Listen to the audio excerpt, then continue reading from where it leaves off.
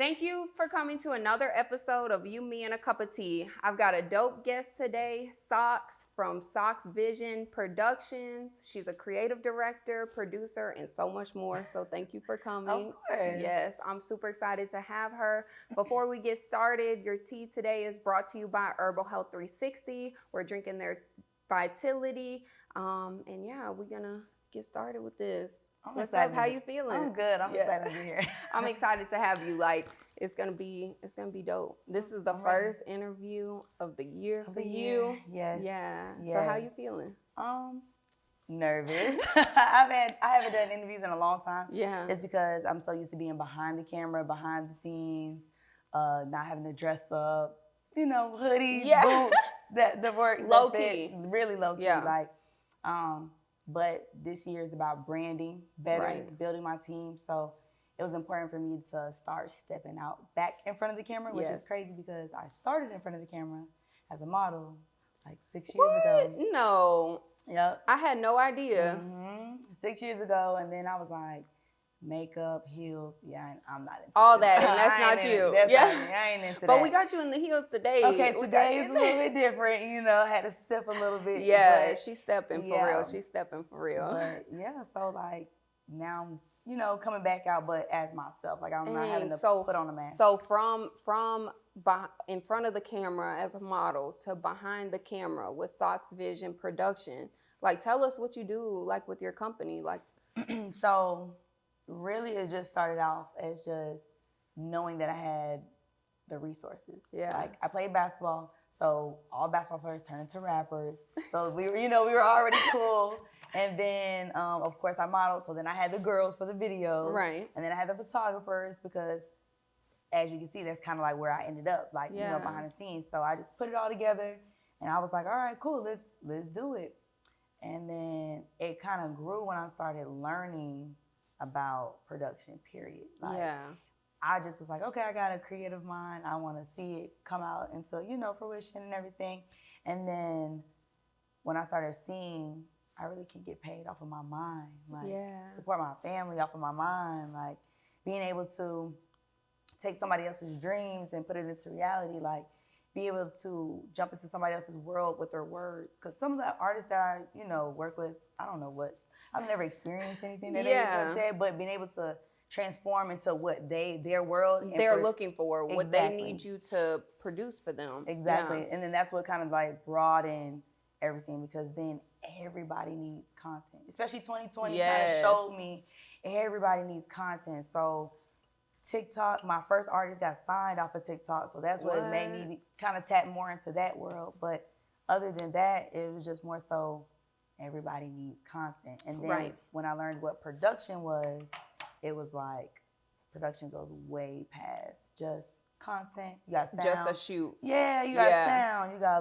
got lighting. You have production-wise is on tours and documentaries and movies, and it just kind of started stirring my world, and that's where we're at right now. And that's where you are now. And look at what it's doing for you. Yeah. Look at what it's doing for you and your family, your son.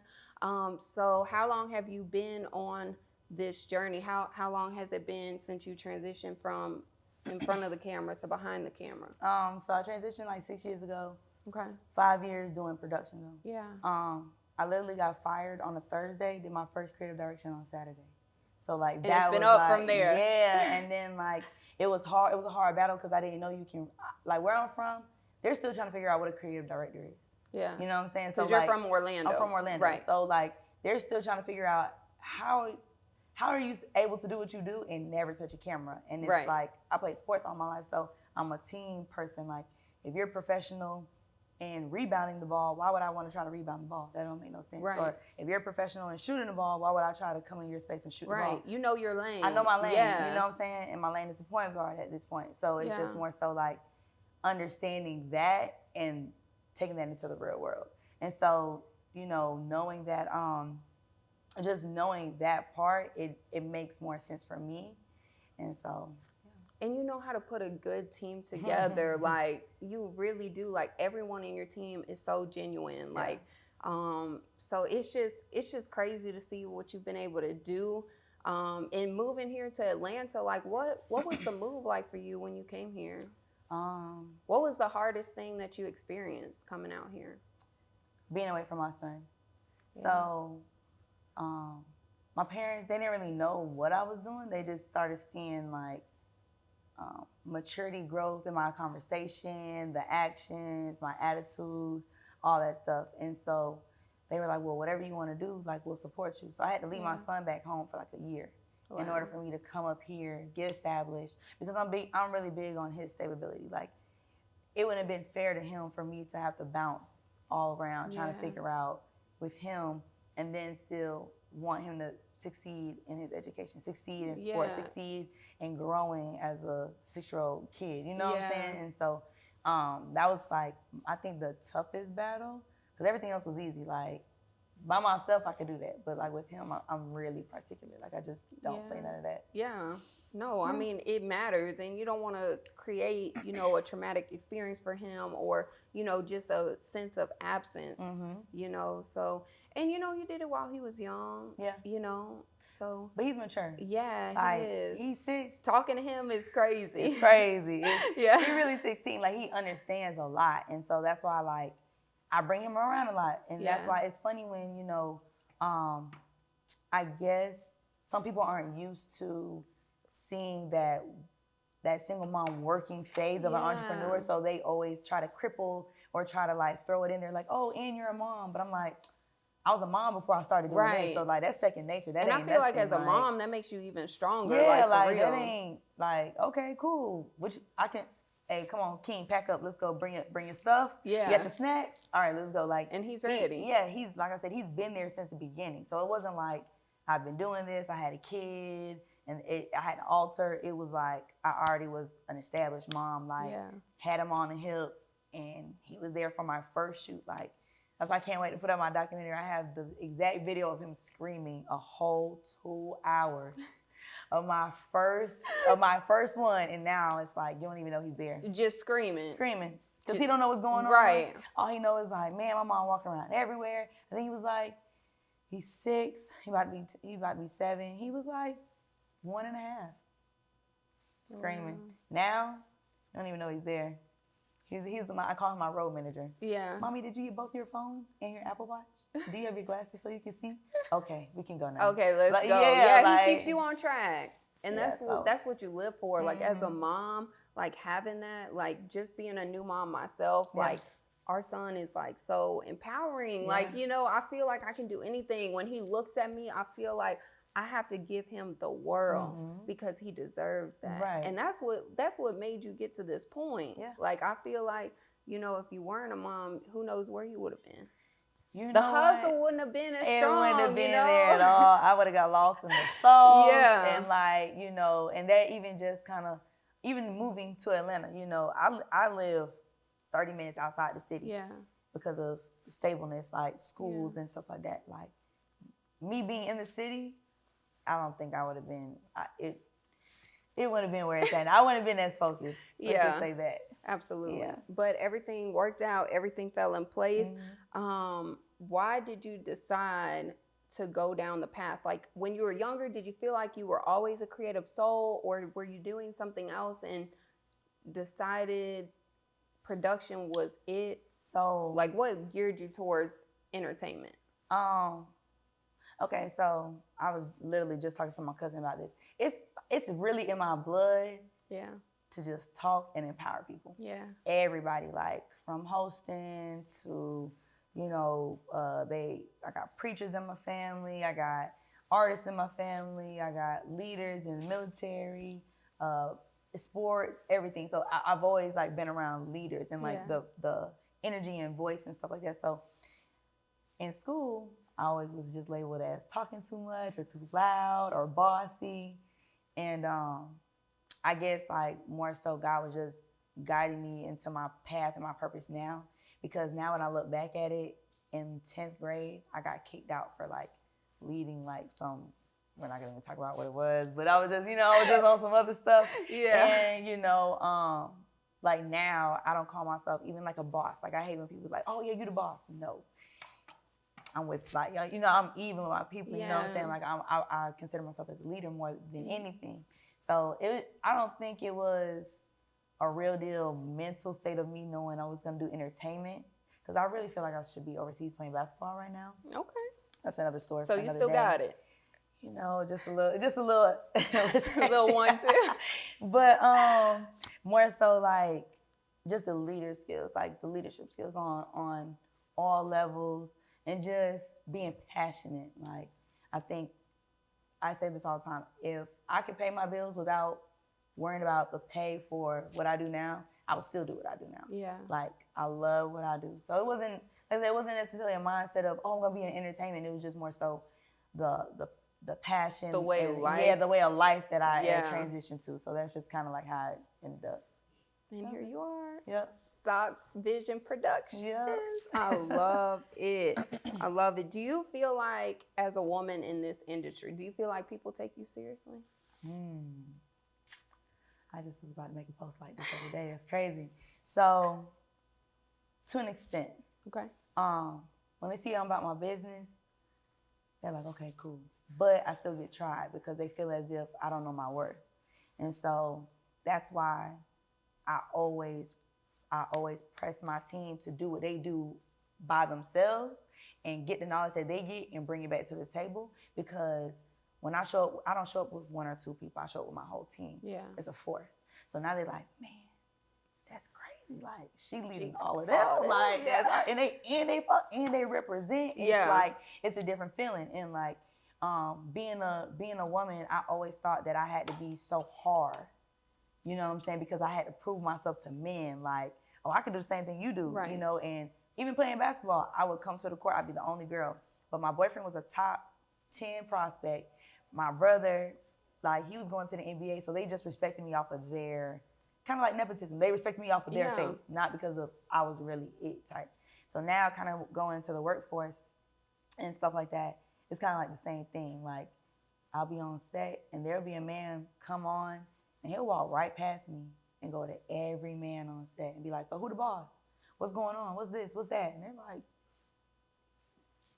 you just walk right past her. Like, you know what I'm saying? Like, you tripping, you just walk right past her. And now they feeling kind of crazy. Or, of course, I get the ones that, you know, jump in the DM and trying to like, oh, what's up? Let me take you out. Or, oh, you cute and da-da-da-da. And it's like, all right, cool, like it or ignore it or whatever the case may be. But then when I jump in their DM for work, all of a sudden now they like nut up. I don't know if I'm supposed to say that, but like they just kind of like, you know, oh, I'm gonna let you know. Cause then they feel in their mind like, damn, she about to be my boss. I don't know if I can take that because I've been trying to talk to her this whole time. Or you get the ones who try to jump down on me and feel like that invoice ain't gonna be the same. It might have a tax now. Because now you're trying to play me. You're trying to play right. me. You're not taking me seriously. You cute. Let me take you out. Oh, can we use your services? Yeah, it's still gonna be that though. Yeah. Go ahead and fill the invoice, and Let me then slide you know what I'm this. saying. Yeah, let me slide that to you at the dinner table. If that's what we're talking about. You're but it's right. just like, you know, about my business first and foremost. So like, and that's another thing is that even here moving to Atlanta, I done had run-ins into like people that I work with now. Like, I done butted heads a lot. But when they come back and tell me like, man, you really one of the only females that can stand in the paint with me. So like, I gotta respect that. So whatever you need, I got you. And it's been like that. So it's like now. They end up having to fold regardless. Yeah, and it's a humbling experience too, because it also lets me know my strength. Like, can I tolerate somebody trying to like little girl me? You know what I'm saying? Can I tolerate somebody? And it be older dudes too, you know? Oh, we don't need no contract. What? Like, no. I got an entertainment lawyer just for this type of person. You got a lawyer? Yeah. Like, this is not a hobby. So it, you know, being a woman has definitely empowered me too. Like, the woman empowerment movement is, sometimes it's low-key a scam to me. Like, it's like, you get the women that say, oh, women empowerment, but then they down certain women. Like, and I don't do that. It's like, however you come to the table, is how I'm gonna accept you. Now, it's my job to kind of mold and shape that, not here's a new stack of clay, start over type. You know what I'm saying? Like, whatever you got, I'm trying to help mold. I'm trying to help mold what you bring to the table. What you already, right. So it's like, that's more so the women empowerment. And like, the women on my team, they're strong. Like, Yeah. all the women on my team are like super strong, independent, do what they do, still have a soft air about them because, like I said, I thought I had to be so hard because trying to prove myself. Yeah. But really, the real power is being a woman. And that's the tea. Tapping into the feminine and masculine That's energy. the cup of tea. That's the tea. I love it. I love it. Yes. That is so powerful. Like, just you as a person, so genuine. Like, you know, you've taken us under your arm and been like, hey, let's do this. Yeah. Like, you know, and that's powerful because, you know, not everybody can say that. A lot of people want to have a crab in a bucket mentality, you know, pull you down because they see you're trying to do something similar or something. They feel like they see the potential that you have and they want to pull you down. But instead you're like, bet, like, you come into my team, let's build and let's get your own shit one day. You know what I mean? No, like, facts. Because that's big facts. I didn't have that.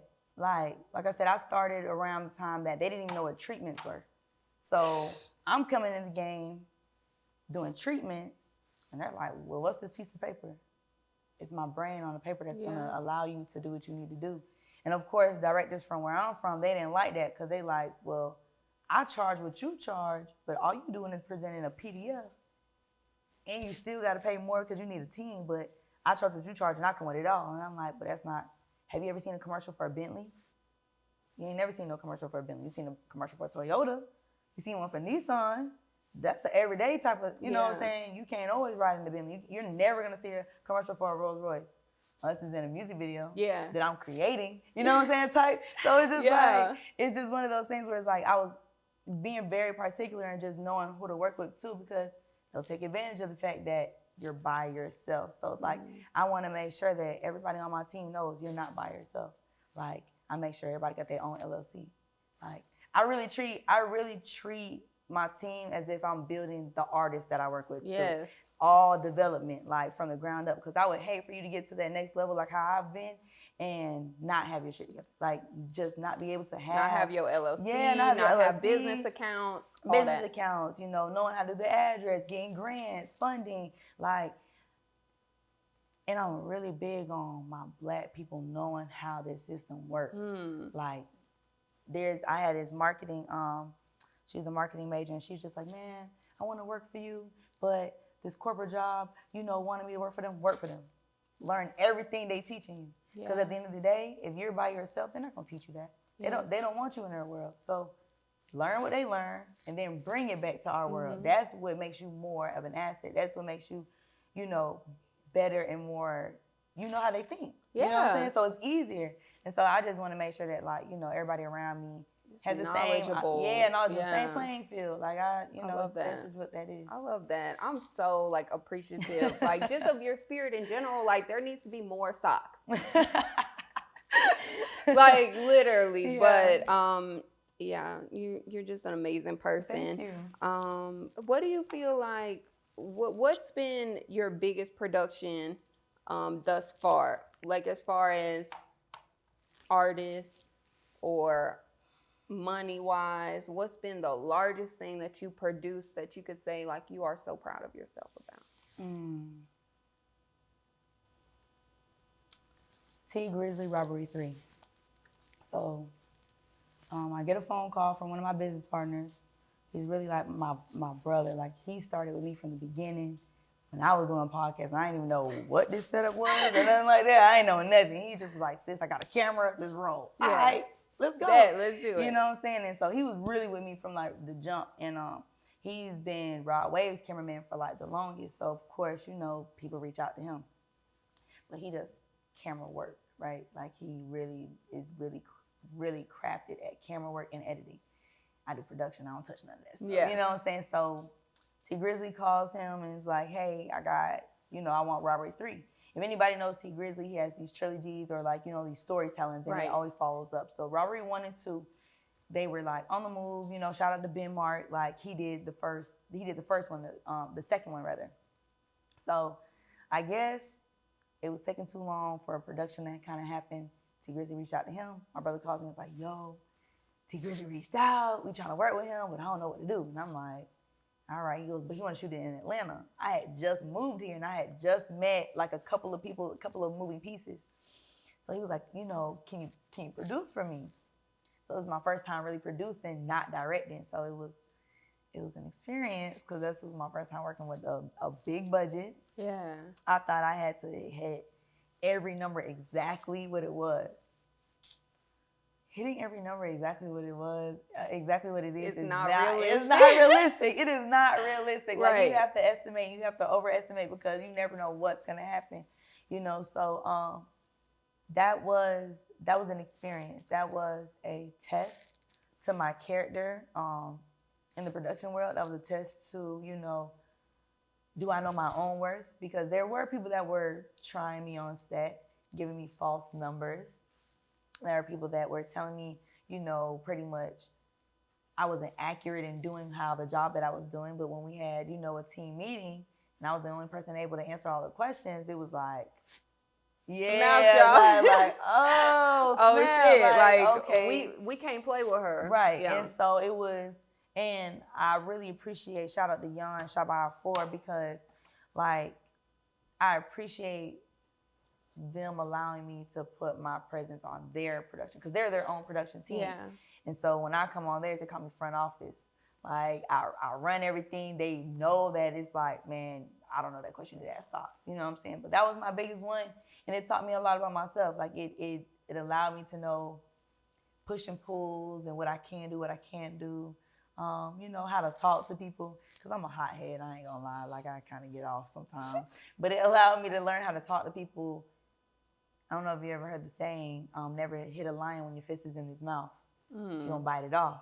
Now you don't got no hand, now you're looking crazy. Yeah. So I literally learned how to like tone it down and figure out how to chill out. And that's where the feminine kind of like came out, where it was like, yeah, and that's why a lot of people feel like, a lot of people make fun of me because they're like, you're so nonchalant and you have a monotone voice. And I'm like, I've worked on that for a long time. Long time. It took a lot of work for this. Yeah. Yeah. I was seeing some good shit right now. Exactly. Yeah. So, but that was the biggest one, and I enjoyed every bit of it. And that let me know, you know, personally, that was my biggest one. Views wise, I've done Rod Wave. I did Roddy Rich. Numbers were like, you know, big and small, but that one meant the most to me. Yeah. Like, do you feel like that was like the takeoff for you, or were you already? Yeah.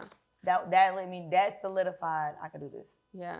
Like here. Like personally, and showed everyone else that you were in the room with that she's that motherfucker. Yeah, no, facts, because you can't move amongst vultures and not know how to feed them. You know what I'm saying? Yeah. Because then they're going to attack you. Right. So one thing I always say is, I don't want nobody looking at my plate. I really don't. I want you to look at your plate. That means your plate damn near has to be bigger than mine. You feel me? Yeah. And so whatever anybody... I've never looked at it like that before. So like, I'm greedy, so I type in food and stuff like that too. But it's really, it's where for you real. Trying to eat after this? I mean, you know, there's a couple places down the road I was saying no, but like, it's true though. And that's why when people ask me, well, not really ask me, well, what's the budget? Tell me what you want. And I'll negotiate from there. Because then that kind of lets me know where your mindset is at. If you hit me with, you know what I'm saying, like a real whack fee, you know what I'm saying? I know you're playing me. Right. Like, I know, you know what I'm saying? You like, trying to play with me, or you don't know. Or you don't know what's up. Exactly. Right. And so that's why I'm just like on some, where it's like, it's more so, what you want? All right, cool, let me come back to you. Let me figure out my numbers. All right, cool, I can do it. And I know they be like, she pay me my price every time? Yeah. Every time? And that's why, even when I do need a favor, they'll be like, yeah, I got you Sockx, no problem. Because I know that you're going to feed me on the back end. Yeah, you take care of your people. Yeah, so like, that first one allowed me to, like, everybody asked for their number, pay on their number. And I know some numbers were off. I know personally that the numbers were off, like, you know what I'm saying? And so it was kind of crazy when it came into fruition again, and I had to work with these people again, and they was like, man, we messed with Shawty. Like, she really, like, wants to feed us. Yeah. And I call all of them like, hey, I can't do this one. They need you. Oh, okay. Like, I pass off projects. Yeah. They don't do that. That's so genuine. I say it all the time. I'm too genuine for the world. I cry all the time for being too genuine for the world. That's why you're, you know, reaping everything that you're sowing. Like, that's why you're in the position that you are now. And imagine what you're going to be like at the end of 2023. 2023 is definitely I see Mills. So I'm trying to tell you. So 2023 is definitely going to be a year for me. Yeah. Mentally, spiritually, emotionally. 5 is my number. That is like my number. I wear it around my neck all the time. 2 plus 3 is 5. It'll be my 5th year in production. Okay. So 5's all around. This year's when I dropped my sock line, and I'm dropping it on my baby brother who passed away, his birthday. So it's so many transitional moments of just like full circles and aligning and energy, and that's why I'm just like, this is the year. Rubs hands like bird. Yeah. For real, yeah. Mm-hmm. Like this is it. Like I'm all about energy, numbers. My numbers are 2s. Yeah, my son was born in room 222. My whole pregnancy, I saw 222, the whole pregnancy. And so, you know, it's really something that speaks to you about numbers and alignment and, you know, just everything coming into fruition. And I feel this year it's coming. It's definitely coming. I'm excited. Yeah, I can't wait. I can't wait to see. What do you feel like is something, if you saw another woman that was in your position trying to learn her way through the industry, what's a piece of advice that you would share with her? Be yourself and know yourself. Yeah. I see too many like girls think that they need to be a part of something because they need to be accepted. I don't be giving a damn about none of that shit. I really don't. I don't care to sit at nobody's table. Yeah. It'll take me years to build mine while you done had 16,000 plates on yours and 16,000 other people join yours. My table is gonna be my table forever. Like the people that have been around will still be around when I add people. Them people will still be around when I add people. Right. You'll never see an interchange. And if you see an interchange, they kick themselves off the table. I didn't do that. Right. Because you know, real recognize real. Right. And if people you're will not, shoot themselves in the foot. Yeah, exactly. Exactly. And me just kind of like knowing that, I would always like tell anybody like coming into the industry, be yourself and know yourself. Because there's also a bunch of demons and energies that everybody else fighting that you might be fighting. Yeah. You don't even know why you fighting, you know what I'm saying? You don't even know why you in a spiritual battle, but it ain't even got nothing to do with you. And it rubbed off from someone else. And knowing, and that's why I say, you know, it takes a strong mind, mentally, everything, because you listen to these songs, right? Imagine you listen to these songs every day. Every day, all day. Death, sadness, killing, drugs, depression, anxiety, not want to be here, got to get the money, so you really selling your soul. Like, so much stuff. And that's what you listen to every day, because guess what? You got to take what they say and make it a story. So now you're really involved because now you're into it. And you not knowing yourself, you get lost. You would get lost. Like, okay, so I'm the only director, and this is on some humble shit, I ain't gonna lie, but this is a fact. I'm the only director, minus just me being a female and black, that has directed every Pain artist song. Mo3, Moray, Derez Deshawn, Rod Wave. Nobody will ever do that again. You know why? Because Mo3 is not here with us anymore. Derez Deshawn only works with me. Moray has my other team. Rod Wave has my other team. So like, Pain music, sitting in a studio with them and watching them go through that transition of getting the pain out. Is a like different feeling. Their therapy. You're in their therapy session. I'm literally in their therapy session. That is a thing that, like, reason why I went to school for psychology. Like, I'm still going back and forth for psychology, knowing, you know, the depths of everything. And that's so important because I read people for a living. Literally, that's what I do. I read people for a living. So being in somebody's therapy session like that, you gotta be one with yourself. Yeah. Because there's so many, like, energies and spirits and demons that's like around you, and knowing, like, and that's why I feel them the most. If I know I'm going down a downhill spiral, I will throw on 3 Derez Deshawn songs that I know, 2 more Ray songs, and a whole album for Soulfly for Rod Wave. And I would just literally drive home, because I live far as hell, drive home and cry to them songs. Cause it's just I know the feeling that they were in, and it might be a feeling that I'm in at the moment. And that's real. Like Real. honestly, those artists, like that is real for them. Like they don't just. Nobody is gonna rap about pain, you know what I'm saying, and hurt like that and not be hurting. You know what I mean? And it'd be real. It'd be real hurt. It'd be real. I get the phone calls. Sockx, I can't do it no more. Yeah. I'd be like, what you can't do? Like, You what you mean? What you can't do? You better get off my phone with that shit. But I can't say that because it's just like, my baby brother was battling depression. I didn't know that, clearly, you know what I'm saying? You know. Is that what you lost him to? Yeah, I lost him to suicide. So like, I understand mental health. That's why it's super big for me. It's super important. So, you know, when I get the phone calls from Derez, that's my partner. Like, we go through it like brothers and sisters, like real deal. Cause I be like, bro, snap out of that shit. Like, you tripping, like you're good, like you're psyching yourself out. And it be past trauma. It be people not understanding him. It be, you know, him having to do this to provide. What if you don't want to do it no more? But it's the only thing that you know. That's the only way how you gonna get money. That's the only way you've known how to, Then you got Raw Wave. He go through so much other shit where like he gets psyched out for certain things. Like when I met him, his social anxiety was like left. He didn't want to talk to nobody, looking him in the eye. So it was like me and his bond was super special because it was like out of everybody, I'm not a DJ. I met him at a DJ event. I'm not a DJ though. Met him at a DJ event and I'm not a DJ and I'm the one that linked you up. Like, you know what I'm saying? Moray, my name get mentioned. Hell yeah, call Sockx, because I already know she understand what I'm going through.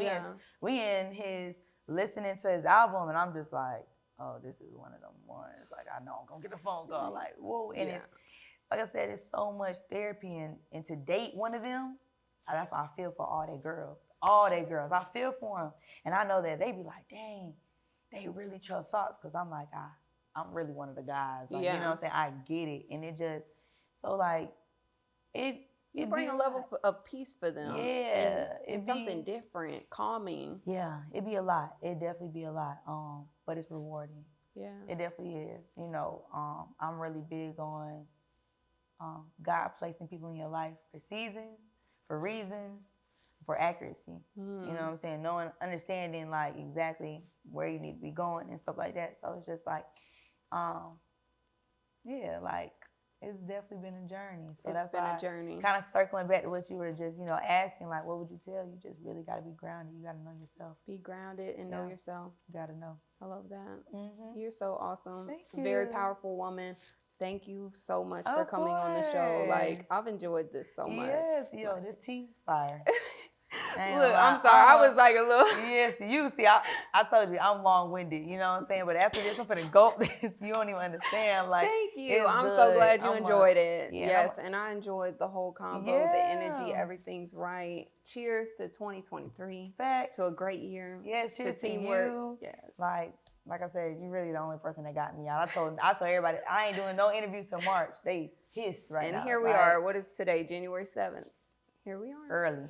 Y'all, we have Sockx Visions Production. Please let them know where they can follow you on social media and connect with you. All right. So on Instagram, Sockx, SOCKX. Don't forget the X. _5. And then Sockx Visions Productions. Anything that you hear with an S is actually X. So SOCKX, VISIONX, Productions with an X. Yeah, there she is, y'all. Thank you for coming to another episode of You, Me, and a Cup of Tea. Make sure you like, comment, and subscribe. Turn on your notifications. We'll see you next time. Peace.